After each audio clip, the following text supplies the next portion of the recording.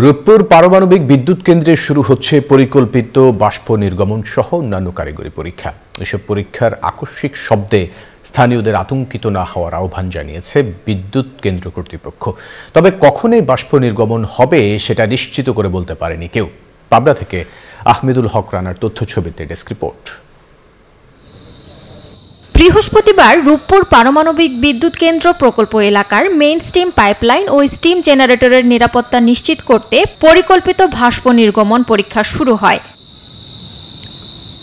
Extreme মশার coil plant fibre দিয়ে তৈরি, তাই সহজে ভাঙে না, সুগন্ধিযুক্ত ও নিরবিচ্ছিন্নভাবে জ্বলে। ডেঙ্গু, চিকুনগুনিয়া বাহি সহ যে কোনো মশার বিরুদ্ধে দেয় এক্সট্রিম সুরক্ষা।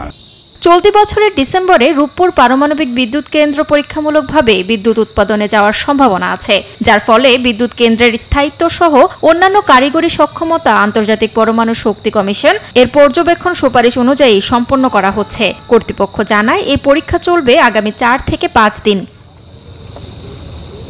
গণমাধ্যমকে দেয়া বিদ্যুৎ কেন্দ্র কর্তৃপক্ষের বিজ্ঞপ্তিতে জানানো হয়, পরীক্ষার সময় উচ্চচাপে বাষ্প বের হবার কারণে বিকট শব্দ হতে পারে, যা কয়েক মিনিট থেকে কিছু সময় স্থায়ী থাকবে। এ নিয়ে আতঙ্কিত হওয়ার কিছু নেই। কোনো পরীক্ষা চালানোর আগে, পরীক্ষা বা কোনো মেশিন চালানোর আগে 100% সেফটি নিরাপত্তা পরীক্ষা করে তারপরে চালানো হয়। আশা করতেছি এখানে বাইরে কোনো কিছু ঘটবে না। তবে স্থানীয়রা বলছেন, পরীক্ষার সময় আকস্মিক শব্দে তারা আতঙ্কিত হয়ে পড়েন। আগ থেকে মাইকিং বা প্রচারণা করা হলে সাধারণের মধ্যে ভীতি দূর হবে। বিভিন্ন টেস্টের জন্য যে শব্দগুলো হয়, আচমকা শব্দ, এরকম ধোয়া উঠছে, এগুলোর জন্য অনেকটা ভয় পাই মাঝে মাঝে। প্রথমে যে সাউন্ডটা হয়েছিল, এই সাউন্ডটা আমরা আতঙ্ক হয়েছি আর কি। এর ভেতরে লোকজন আসে, চার দোকানে শুট করিতে, তাই মাঝে টেস্ট হবে সবভাবে, এখন আমাদের আর ভয়টা লাগে।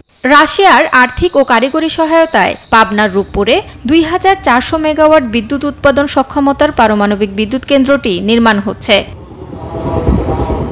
Desk report, news 24।